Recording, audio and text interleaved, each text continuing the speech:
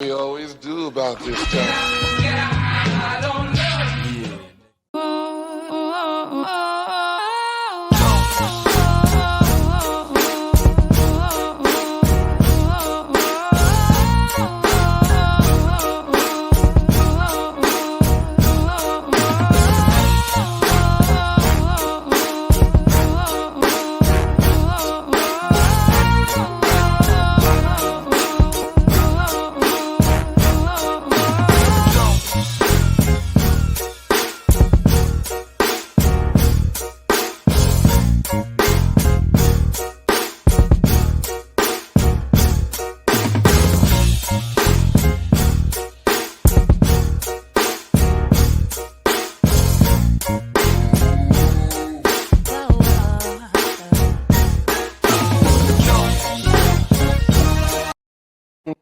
What up, though? What up, though? What up, though?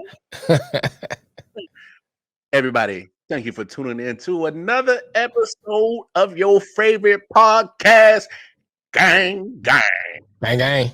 Gang, gang. It's your boy, Amar, in the building. All right. Do you love my beautiful house? I love it. Make sure Mel got one too. Anyway, welcome on in the building. Detroit Mel, we in the building. Another episode of I Often Wonder podcast. Let's get all the preliminary stuff out the way before Mel start tripping. Because our special guest that we got in the green room, when these two jokers get together, boy, I'm telling you, it's just the other nigga. I'm just saying. No. See, that's what we not gonna do. What we not gonna do? No, see, what we not gonna do? Cool and collective. Yeah. Trying to drop a little knowledge here. Okay. Holes out there. Nah. You sprinkle knowledge like mama seasoning when you acting a fool. That's what you do.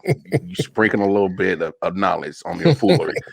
Anyway, y'all going over to the website www.ioftenwonder19.com. That is a website where you can get every last piece of information of where we are at as a IOW network in regards to every social media platform that we are associated with. Right. If you are feeling real charitable, you can go on over to their website as well and drop something in the Patreon plate. Help Detroit Mel and myself offset some of these expenses that it takes to build a media conglomerate. Right. And look here. Let me say this: the Patreon is $3 a month. $3 a month. That's it. Yeah. So you drop $3 a month. That you really helping us to offset a lot of costs and grow this media conglomerate. And you get a lot of good content. Yeah, for sure. Definitely, like I said, if you're feeling real charitable, go ahead and drop some on the Patreon. You can cop some merch. You can get some I Often Wonder merch on there. The IOW Sports merch is on there. Some J. Edwin collection is on there. Right. And then, most importantly, going over to your respective app store, whether it's the Google Play Store or the Apple Store, download the IOW Network app. A lot of great content on the radio app. A lot of different types of podcasts, and various music from independent and mainstream artists that's on there. Right. So definitely go check that out for sure. Let's get down to the business what we came here to do. The gentleman we about to bring on here on the podcast, we have collaborated with him on numerous podcasts, or just the whole Man Down podcast umbrella period. Whether it's Sincere with the Black Owned podcast with him and Peaches, or Mel's been on the IOW Sports Show. Jay's been on there. Myself and Detroit Mel been on their show. So we've done a lot of collaboration between IOW Network and the Man Down podcast. So without further ado, the man, the brainchild of the Man Down podcast network umbrella, we had none other than Melvin Wall himself. y'all didn't. First of all, y'all didn't even have to do all that to bring me. And I would have been fine with just say, "Hey, look, man, here go one of our brothers, man. Here we go." No. We got mad respect for you, bro. Mad respect, mad love. Right. like I said, we've done numerous collaborations between the two networks, but it's always been mad love, mad respect, and Right. I mean, I got to give you a right intro, man, because otherwise, you would have found a way to, take that clip and then use it as a receipt. You would have found a way to use it as a receipt. But Right, like, right. see, look what Martin do. Look what Martin do. He don't show no love. Calculated. Oh, man, Calculated. Yeah, we talked about that off air. ambush today. Yeah, I've been not seriously. I appreciate that though, man. No doubt. No problem, man. So what's good with you, Mel? Nothing, man. Got a little bit of work done today. That's about it. It's just a little bit. A little bit of work. Just a little bit, not too much. Yeah, I owe him that. I owe him. So, for our viewers that aren't acquainted with you, Melvin Wall, just kind of give them a background of first about yourself, and then how did the whole Man Down Podcast Network come about? Right. Where do I start? Well, I'm active duty military in the Navy. I've been in the Navy 20 years, right? So I met a whole bunch of different people from different places, and then I maintained my friendship with my friends back home too. So I meet friends everywhere I go. You can kind of say I've never met a stranger. It's kind of like that, and I get that same feeling with y'all too, man. Because all it took for us, what Lamar, you listened to my podcast, and I found out you had one, and then. Yeah, and that was it. yeah. It's just like we cool. So y'all the same way. Y'all never met a stranger either. So I like people like that. But the Man Down came about because I was bored. It was COVID. it was COVID, and then and I was like, man, I talk too much, so I might as well let people hear what I'm saying. And then I started a podcast, and some of the things I was talking about kind of conflicted with my position in the military, what I do, right? And so I was like, you know what, let me scale it all the way back, connect that, and just start a sports podcast, which ended up being Man Down. Right. So that's how it was, because originally I started, it was me and a friend and a guy friend and a female friend. It was three of us, and we was doing regular stuff, current events, it was a whole show that we was trying to do, and I was like, man, I can't even give my real opinion, Right. So I can't nest it after like 10 episodes. Yeah, I've been there, man. So I worked in law enforcement, and a lot of times when things go on, especially concerning law enforcement against Black people, and how some of the incidents were arising, and you start giving your opinion, people look at you a lot. People start looking at you like, hey, can't say that. Or why are you saying that? Or they trying to challenge your opinion. Yeah. And it's kind of conflicting, because I tell a lot of people this: when I was in it, for me, I saw the people that I was policing in a whole different light than I do when I'm out of it. Right. And I think that you become numb to a lot of things when you in it, because in that environment, you develop a brotherhood with the people that you work with every day. And you develop this camaraderie, and sometimes you start to believe some of the narratives that's out there because sometimes you're seeing the worst of the worst. Right. And I think like once I actually kind of got off and started looking back, I really got conflicted with some of the things. And we'll get into some of those things too, because I want to allow you to talk and not me. But don't give me that much green light, man. I talk enough already. So. But yeah, so I understand where you're coming from with that. When you got a certain job, you belong to a certain organization, what have you. Sometimes your personal opinion does conflict with the job that you have, and that's one of the reasons why Lamar and I always talk about having our own. Building our own. So that way we are free to say whatever the hell we want. You know, and that's what I like too, man. And that's why when I get my walking papers this year, aka retirement papers, right.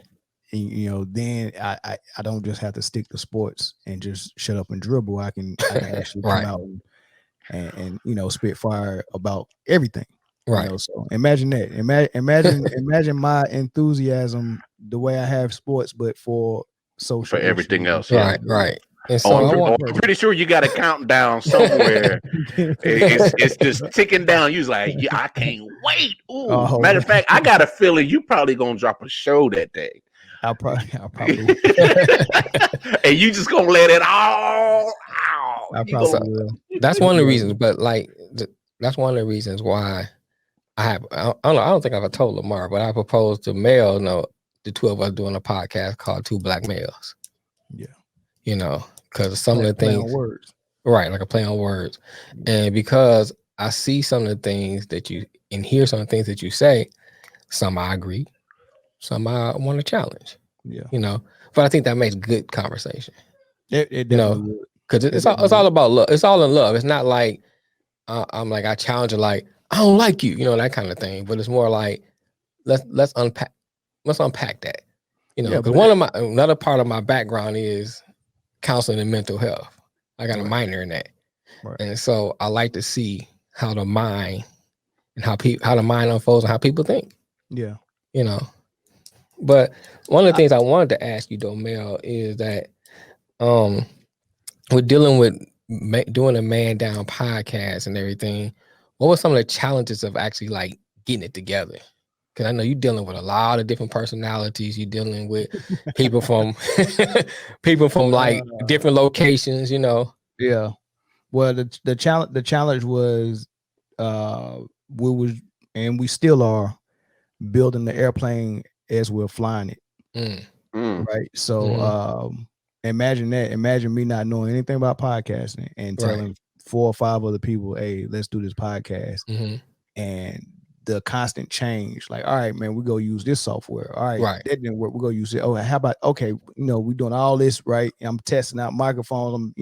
And if you go back and look at the older videos, every month we get better, right? Every month. You are preaching to the choir. If anybody ever goes to our YouTube page of I Often Wonder, we were struggle bus in the beginning. Man. Look, I was talking to somebody about that other day. I remember when we had first a studio, bro. We had like a couch, some mismatched chairs, some wing backs, fold out chairs, everything, man. We was just trying to piecemeal and everything together, man. Man, the light was terrible. Microphone, right? The light was terrible. Terrible. Yeah, like couldn't see my black ass. Hey, you think Lamar black now? You should have seen it without the daggone light. Like now, I keep hearing his voice. Look, now multiply that by 6 guys. Oh yeah. Right. You know what I mean? Look, man, Slim and his stuff. Slim still a healthy scratch. I need to take a donation to that nigga some equipment. Slim still a healthy scratch. He's still DNP. Coach's decision. Right. Oh man, yeah. It's fun, but the thing about it, man, it's fun, it's therapeutic, and there's no real return on investment right now. Right. So that's the second challenge is you got to keep people motivated enough to show up every Tuesday doing something, right, when they can be doing something else, right? Like, so it's a whole bunch of stuff that go with it. But the challenge is the end result is I'm still having fun, and it's still therapeutic to get amongst friends and talk, with even if it's just sports. Right, and I think that's the key right there. I think one of the things that helps me to keep doing it, because to come on and talk about different issues, different things. It's like you said, therapeutic, and getting some stuff off your chest. And I enjoy working with this knucklehead. That kind of thing. We lost one on the side. I feel like NWA. No, start off with too much cargo. What happened to Black Barbara Waters? I ain't seen her in a while. She moved out. She moved away. She moved to Florida. Yeah. Oh, okay. She moved to Florida, but I think she moved to Florida. Let's leave it at that. Okay. Let's leave it at that. She moved to Florida. Yeah, she handling her personal things. Yeah. And You know how it is when you get pussy. So I said I wasn't gonna say that. I said I wasn't gonna say that. see, and you did that unprovoked. Let's be honest about that. But no, You know how that get. The door is always open for Yeah, Black it's Mama always Walters. open. It's always open because she was here for the Genesis. Right. You know, we're like a plane that's you know, we flying low, but we almost close to takeoff. I'm flying low so I can look under your skirt. See, this guy right here. This is what I deal with. I see. See, you may have the challenges of multiple guys, but Mel is enough challenge. He is enough challenge because I think he enjoys the fact that we can say whatever the hell we want, and he's the habitual line. And that's scary. Yeah. That's a scary fucking part. I mean, I ain't trying to, get kicked off the dango air, but you know what I'm saying? But I'm gonna tote that line. Right. Yeah, I feel you. Yeah, you definitely like dancing with the devil. That's for sure. Let me ask you this though, Mel. So what would you say your philosophy in life is? Shoot, deep. I don't think nobody ever asked me that. My philosophy in life. I know this for sure. You definitely a one way or another guy. There's no middle ground with you. I know that for sure. You think so? Nigga, let this nigga talk. Nah. The way that Mel debates sports, there's no middle ground. It's either this way or that way. I still think Mel is multi-layered. I think what Mel does is Mel is trying to invoke a certain response, and not necessarily out of a negative way, in a mischievous way. It may just be just to get the conversation going. I think he's calculated what he's doing and saying. I don't know. It's borderline mischievous. It's borderline mischievous. That may be the undertone of it, or that may be a layer of it, but I don't think that's the full layer to why he's doing what he's doing. I mean, you got me. I don't know. Maybe I got to analyze myself. I don't know. So let me go back to the question, right? Philosophy in life. I don't know if I have a philosophy, but I think for me, foundation is God and family. Okay. Right. So those are two things that I hold near and dear to heart. And if you are a friend that becomes family, then you'll see that. I give you the shirt off my back. It's like that, man. So God and family is my thing. Okay. It's always gonna come back. It's always gonna begin and end with that.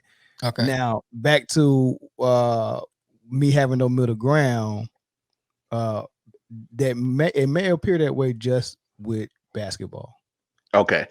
It might be that way just with basketball. But remember, my job as a equal opportunity advisor, like my job is making sure everyone is fair across the board. So I gotta find middle ground every day at work. So I think I'm kind of well trained on the middle ground. I'm good with that. It's just with the basketball thing. Yeah, hey, look, man, I played, and some of the guys I'm talking to, you didn't. You played something else. So sometimes I'm real matter of fact with what I might say, or I won't say anything that I haven't analyzed and overanalyzed and looked at so many different ways and looked in deep. So when I'm saying stuff, right, I'm like, man, like I might come off condescending because I'm thinking in my mind, I don't think you've done the work that I've done to come to this conclusion. You're just coming to a conclusion off a whim,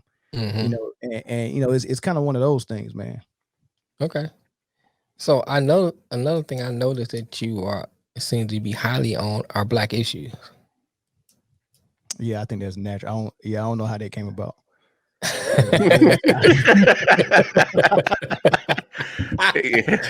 I guess because you're not of European descent. I might lean towards that is the reason why.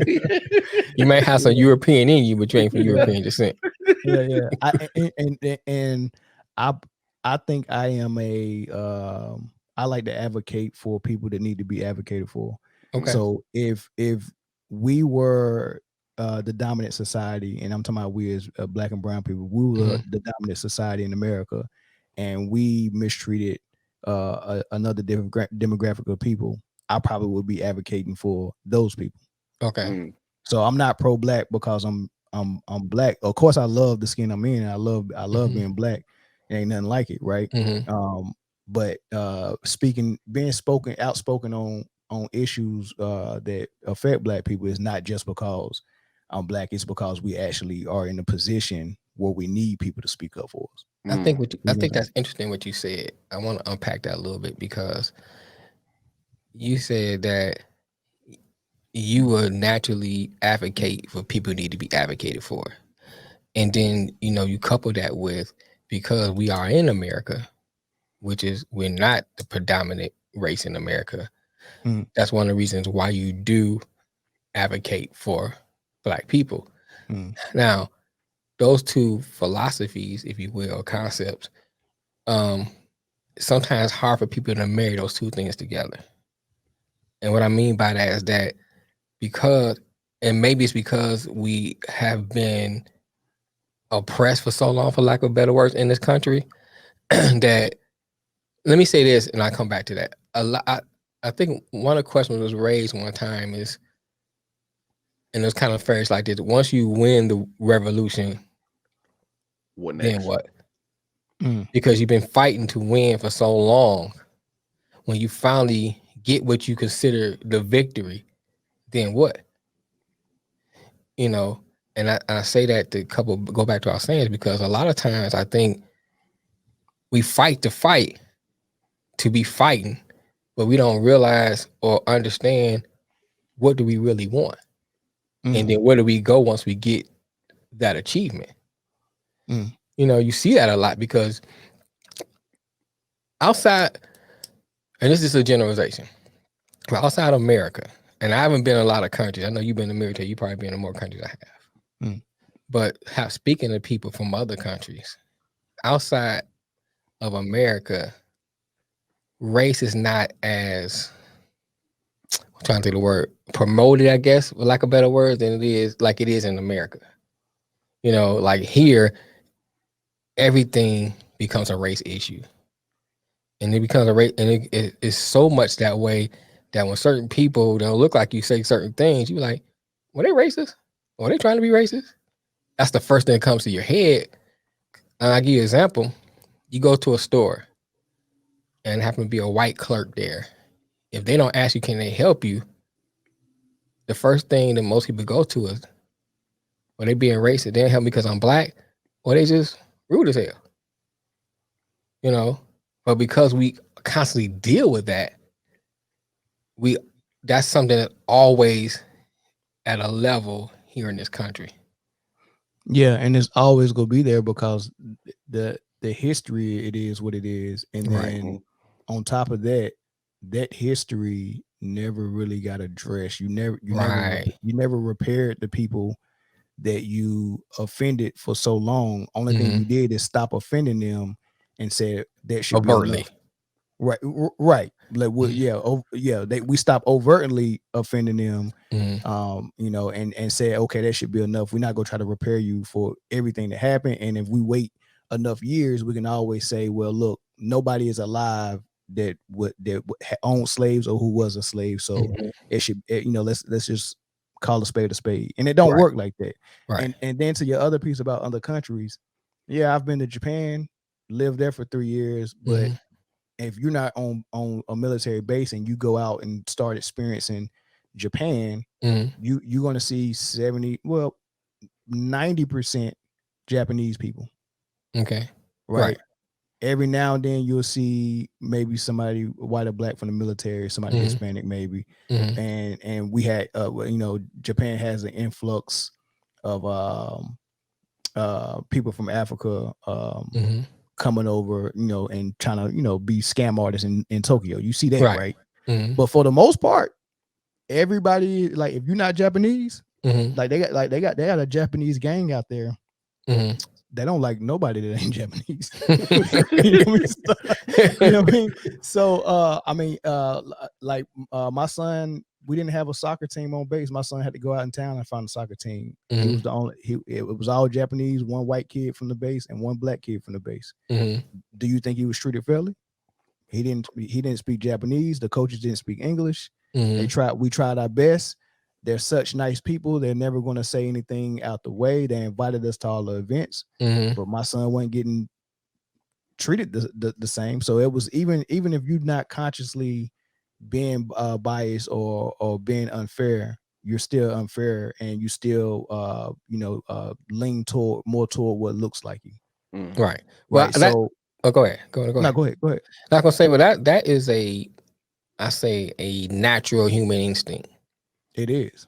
Because you think, and I always give this example. If you walk into a room, immediately when you scan the room, you're looking for something that you have in common with somebody. Right. In general. Where there be, you go in and you be like, is anybody in here that's a man that I can talk to? Or right. When you go out with your lady, she be like, hey, come with me to my friend's house, and they treat you like a little kid, like it's a play date. Hey, her husband likes football too. Right. Yeah. Right. Right. But no, but that's what it is. Okay, do we have anything in common? Right. Are you a man? Okay, you're a man. Do you like football? Okay, you like football. Do you like the same team I like? The more things you got in common, the more you got to talk about. Right. And it's the same thing. That's just unconsciously we do that, and then it's easy to be biased about certain people that way. Right. And the last thing I say about that is, now you take all of that into account and think about America and say, all right, so here it is in America. We had a history of slavery. We had a history of Jim Crow, and we had the civil rights movement, and you had to do all these things just for it to be somewhat fair. But in the process, you had a predominant society that was gaining more and more notoriety and more clout and real estate and money and ownership and all this stuff. And then you take those people and put them on top. And if they're not racist, is there any unconscious bias on their part? Right. And if it is, at the very least, if they're not racist, if they like people of other races, can they unconsciously be biased against the people that's at the bottom trying to rise up? Right. It's interesting. I always give the example of Liberia.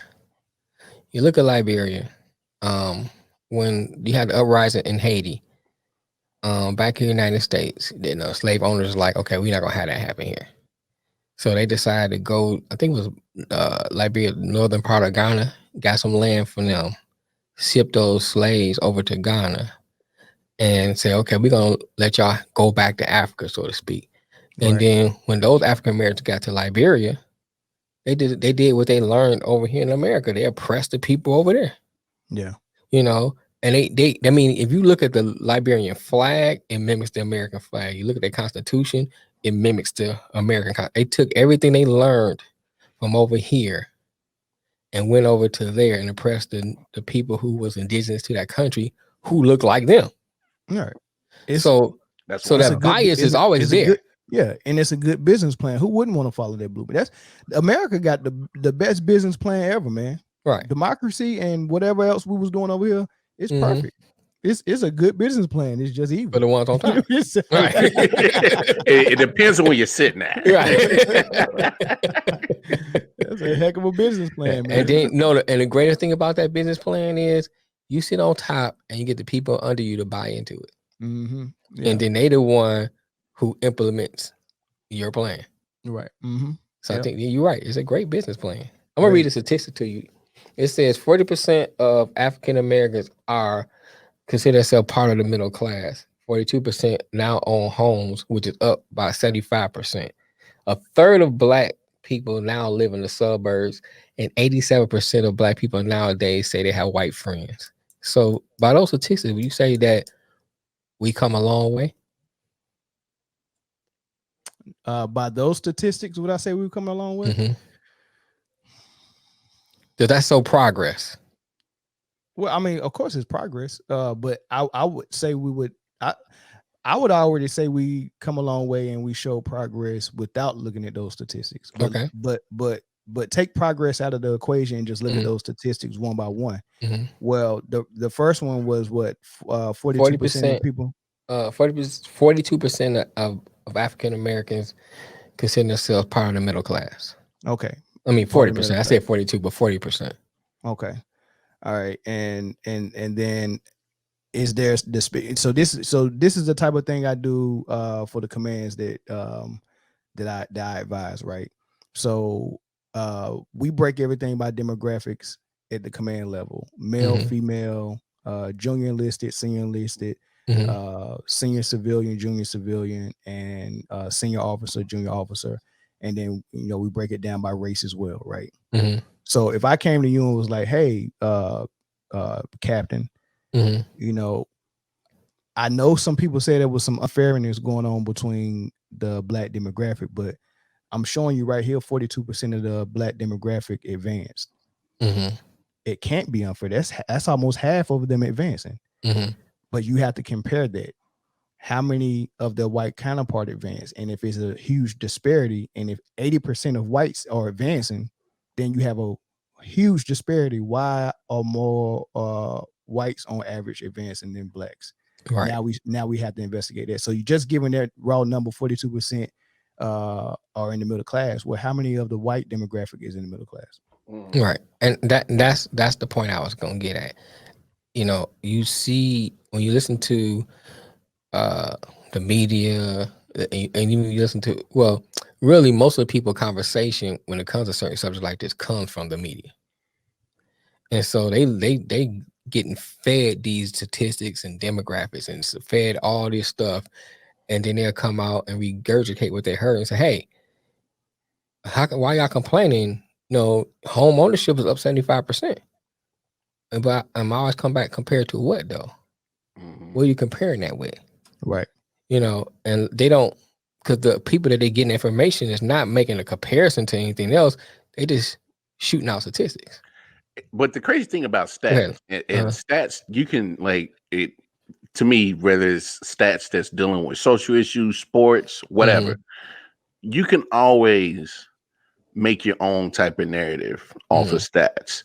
But I think what gets missing in stats is the actual reality of those numbers. Like you said, 40% of blacks consider self middle class, and then to Mel's point, well, how much of the white is in that or other demographics? So, stats to me, if you build a argument solely off stats, you're missing the bigger point of what the actual issue is. Yeah. Here's the thing that I thought was interesting in the end of that stat, and I had to probably tread lightly so people don't take this the wrong way. But it says 87% of blacks say they have white friends. And the thing that immediately struck me is that, why is that significant?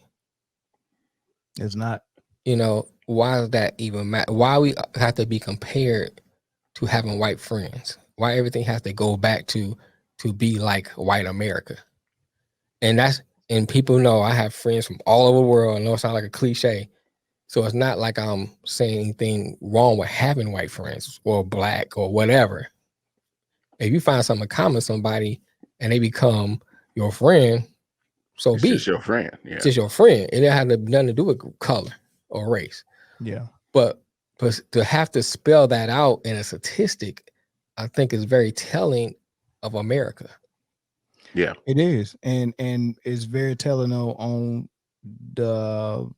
I don't want to say education, because you can be educated and still not be smart or intelligent. Or you can be indoctrinated, like like how people come to conclusions on certain things is almost like, well, you have to be taught how to think, and that's the only, you're going to stay in that box and you're going to think that way, because there's some people that think those statistics actually mean something, and it don't. But when you lean on those, I already know, okay, you're an indoctrinated type person. You might be educated, you're indoctrinated, but you're not thinking. You're not coming up with thoughts on your original thoughts on your own. You're not doing it. Because the way I think about statistics is by observation and other data points. I'm observing something, or I might do a survey, or I might do something like that, right? I have a hypothesis or something, right? And I dig into that, and then I grabbed some statistics that support that. Right. But what I think people are doing are backwards. I think they're grabbing statistics and then coming up with right. Yeah. Like so, if I walk down the street right now and I see 4 different fights, right, and I come to the conclusion, man, this neighborhood is these kids are off the chain, right, and then I start looking at statistics and I be like, oh, well, I mean, they already got it down here that 8 out of 10 kids in this neighborhood has been in a fight before. Okay, that makes sense with what I saw. Right. But they're not doing it that way. What they're doing is saying 80% of kids in this neighborhood get in fights, and then they come to a conclusion, and then you look into it and you find out that it's only 2 kids in this neighborhood. You know, right. 80%. Look, and to both of you guys' point, if I think when people go heavy on the stats, you're looking at it, to me, in such a narrow-minded view, because you're not looking at the I guess you can call it intangibles or different kind of factors that can make up those stats. You know what I'm saying? Right. Just like we said it on the show millions of times. One thing that drives me crazy is this whole narrative that black on black crime.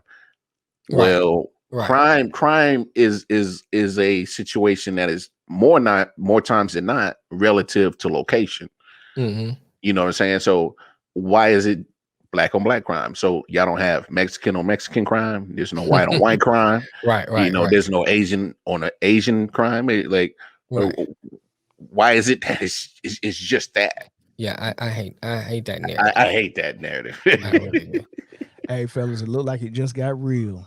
That was one of my represent. I missed his phone call though, but that was my representative who he can only be calling me because maybe my paperwork is back and I might be getting a retirement date soon.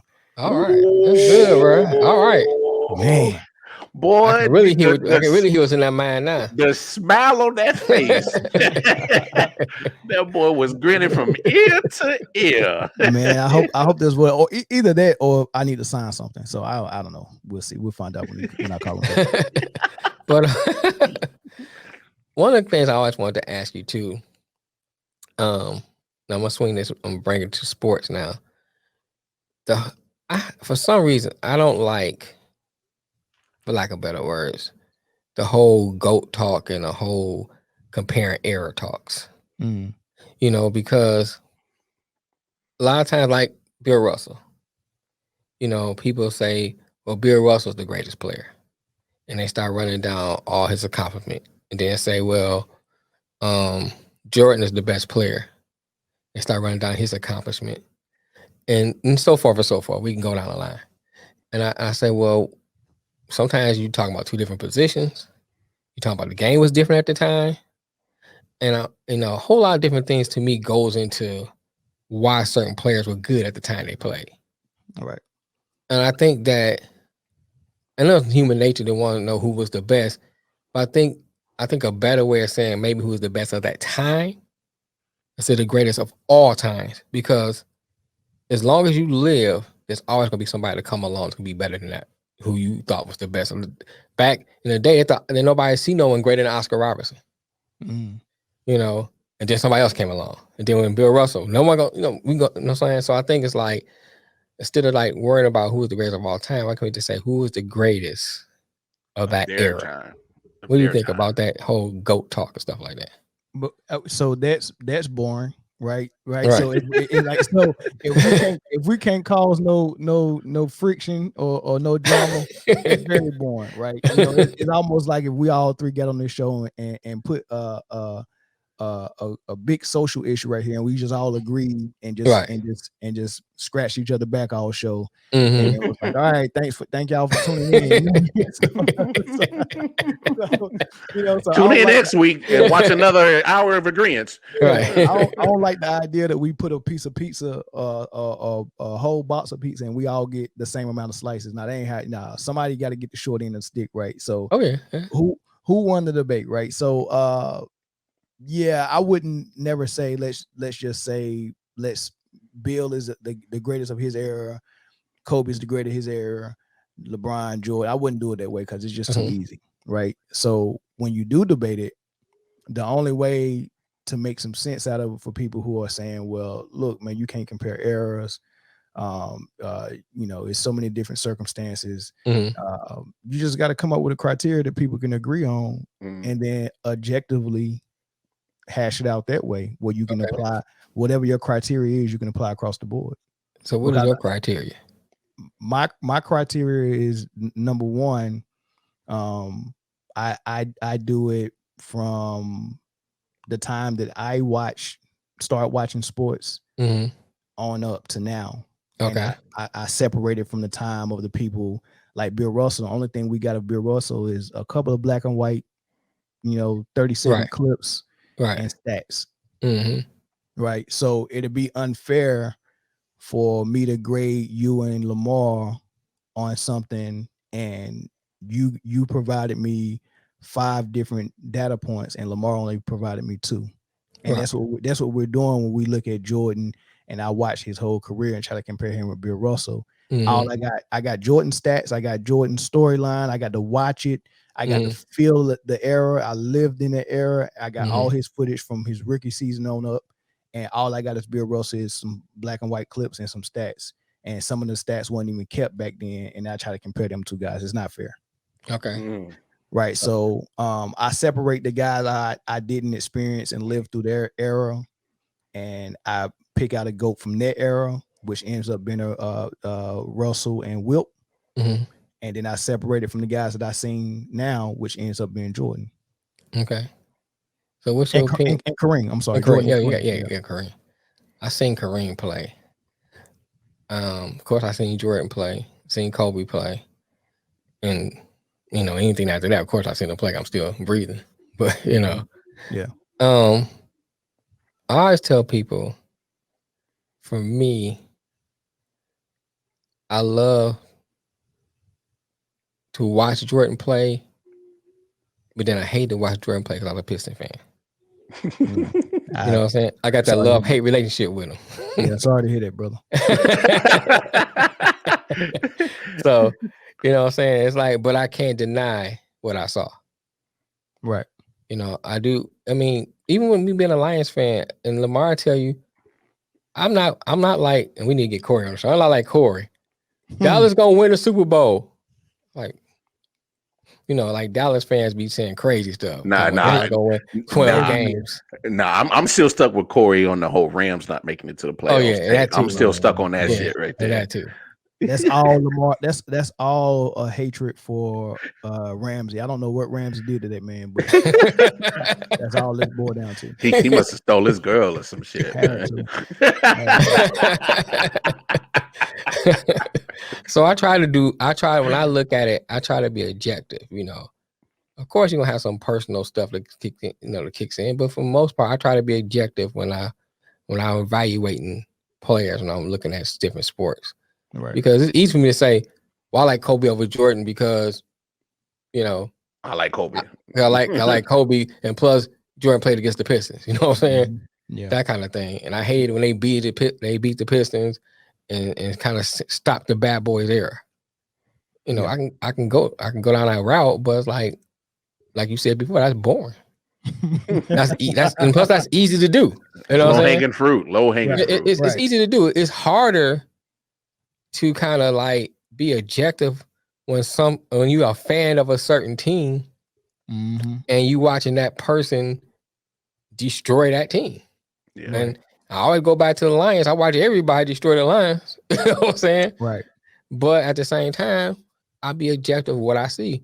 And like Lamar talk about, and I was talking about like this year, I like what I see out of Dan Campbell so far.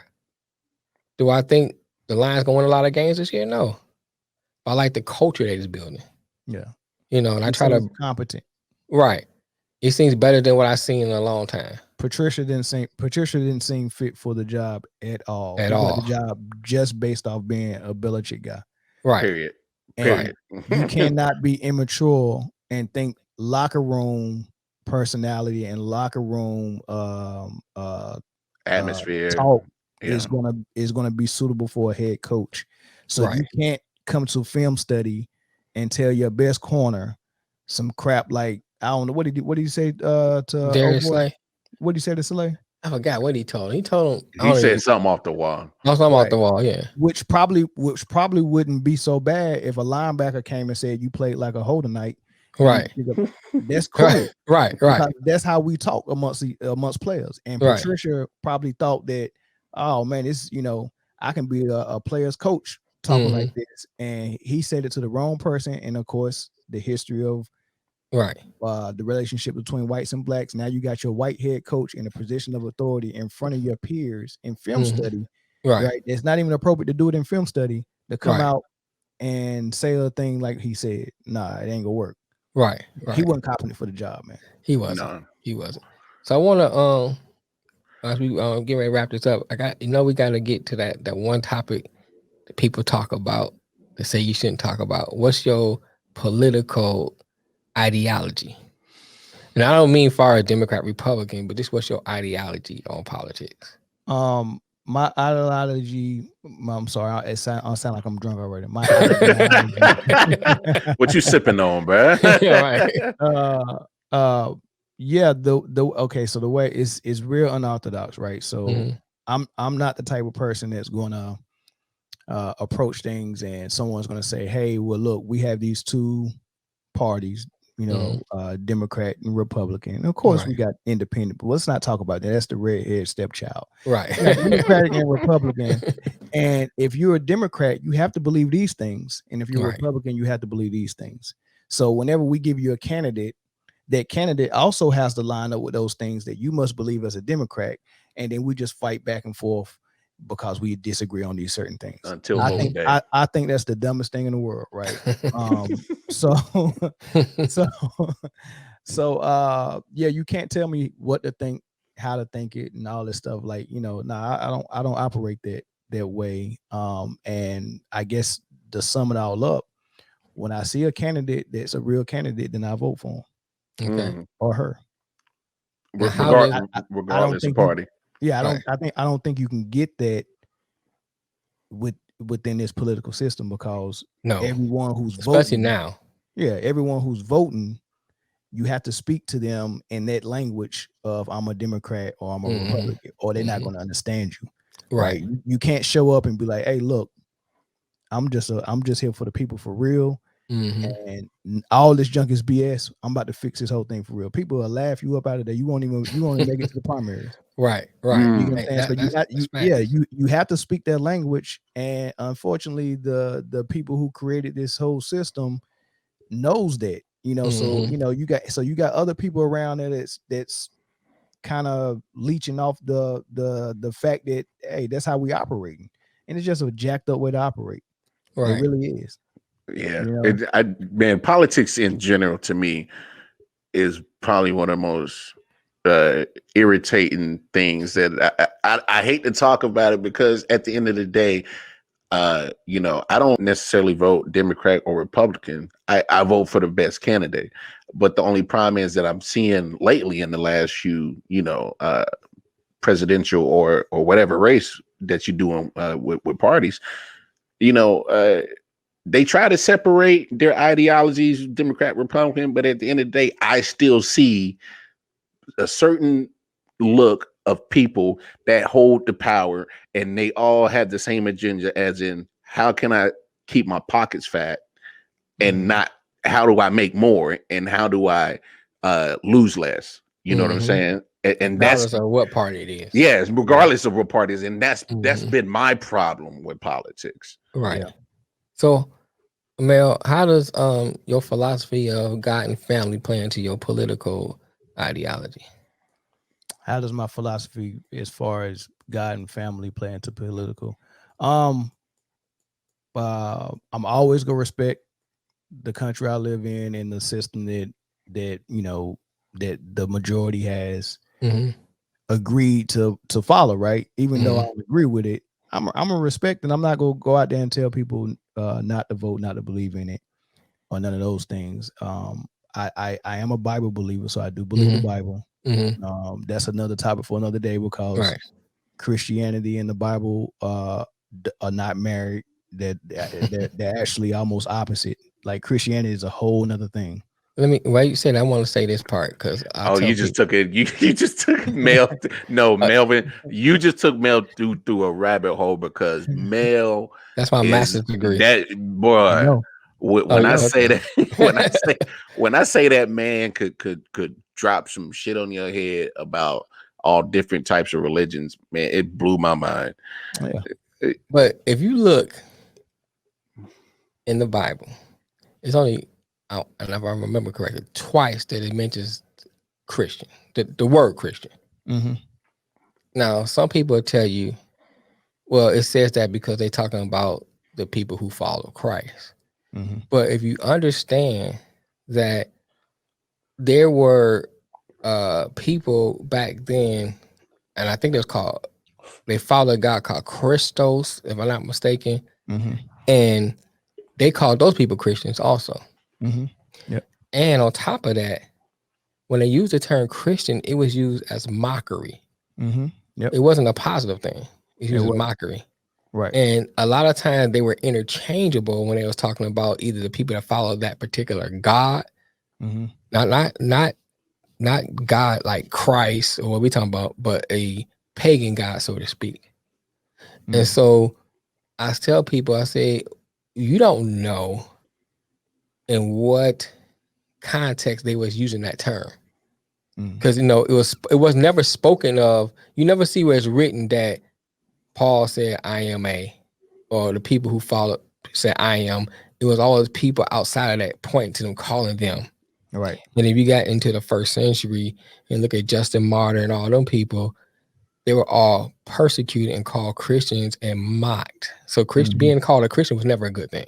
It was a derogatory term. It's a derogatory term. And it was referring to them as a group of radicals that followed a guy who was similar to what the Bible just kind of depicts Jesus to be. It was a guy before him that they was following. They end up dying, and and that thing fell apart. So what the verse says that they where they mentioned Christians, it said they was first called Christians in Antioch. Right.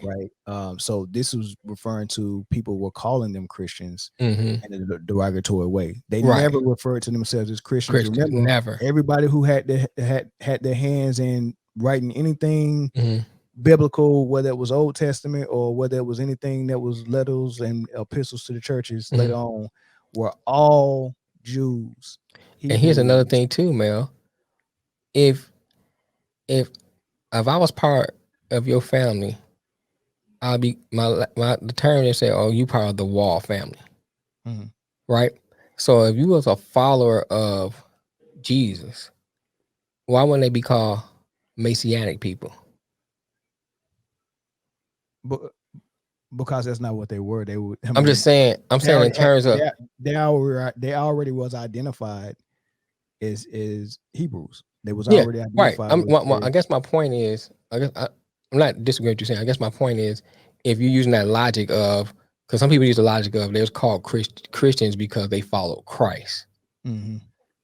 Which in the Greek term just mean the same thing as Messiah from the Hebraic term. Yeah. Same thing. Anointed one, that thing. So what I'm saying is, if you're using that same logic, wouldn't it be more logical to be called Messianic than Christians? Possibly. Depending on who's calling them that though. Right. Yeah. Because the Christian thing came from Rome, right? Came from Rome. Yeah. So, but yeah, I mean it's all that's all good stuff to talk about. But yeah, like I said, I'm a Bible believer. I'm not a Christian though.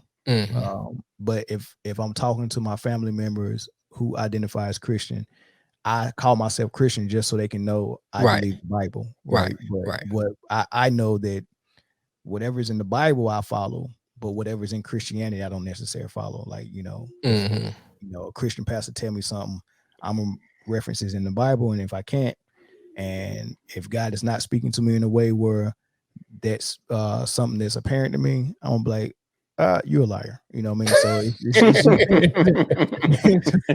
just not going down. I'm just because you a Christian pastor don't believe I'm gonna believe you. It's just not happening. So right. but Man, that's how that's me, man. hey man, we appreciate you, man. Always. We enjoyed the conversation, man. We gotta do it again sometime. Yeah, man, anytime. When you get No your matter. retirement papers, man, we gotta get that show going. Man, bro. I'm telling you, Hey. man, I think it's gonna be a good show, man. 2 black males, man. It'll be dope. The title enough. It'll be dope, man. Look, I got some other things I'm thinking about though, man. Like I told you before, I was doing sports. It was a lot of stuff going on. It was Bill Cosby. It was R. Kelly. It was George Floyd. It was Centonia Brown. What was her name? Was it Centonia? Yeah. Centonia Brown. All this stuff was going on, and it was like, and then it was COVID. At the same time, and I'm like, dang, I'm at home. I'm not doing much. Right. And I wanted to talk about these things, and I just had to shut it down. So fast forward to now, I'm doing sports, and then once I get out, I'll be interested in, getting back on there and start talking about some real stuff, man. So, I'm gonna definitely keep that in mind. Whether I want to do a panel of people, or do a solo, or do a duo, I don't know. But I definitely want to talk about those things, though. Hey, whatever route you go, we know for sure it's definitely going to be entertaining. It's definitely going to be informative, and we know that you definitely going to put the work in to make it be something that people can enjoy watching. Because literally the first time I saw a Man Down podcast, I'm like, yo, they got something. Oh, I appreciate that. No, for real. And then, like, because I was in the comments heavy. I'm like, oh, but these boys is wild. Let me jump in the comments, and then just lately, the last 3 weeks just being on the show, man, it's like, man, I'm honored to just even make an appearance from time to time. I'm pretty sure Mel feels the same way, just because like we can see the energy ooze out on those shows. We can see the time and effort to make these conversations and put the show together. So whatever you do, Mel, man, and whatever you need from us at I Often Wanted to help you promote it, advertise, whatever you need us on the show, reach out for sure. We always here to help, man. But no doubt, man. But look, before we get off, Melvin Wall, go ahead, plug everything that you got going on the Man Down Podcast Network, big homie. So we want the YouTube support, so go to YouTube Man Down Podcast Network and subscribe. So just so you're not bombarded or surprised, Man Down is a sports show. So most of the YouTube content is sports content. However, it is a podcast and family and podcast network. So there are other podcasts there that are not sports related. Other podcasts that will be there that's not sports related. So go and check that out, man. Whatever your flavor is. If it's just sports, then subscribe. But if it's other things, subscribe anyway, because we got other things coming. And then we got a Facebook group that's growing. I think we like 2.5K so far right now. And you can search Man Down on Facebook and join that. And it's the same thing. It's predominantly sports, but we touch on social issues as well. So we in there talking and debating and dialoguing and all that stuff. So join us there. And other than that, if you want to listen to the audio version of the podcast, just check us out on any place that got podcasts at it.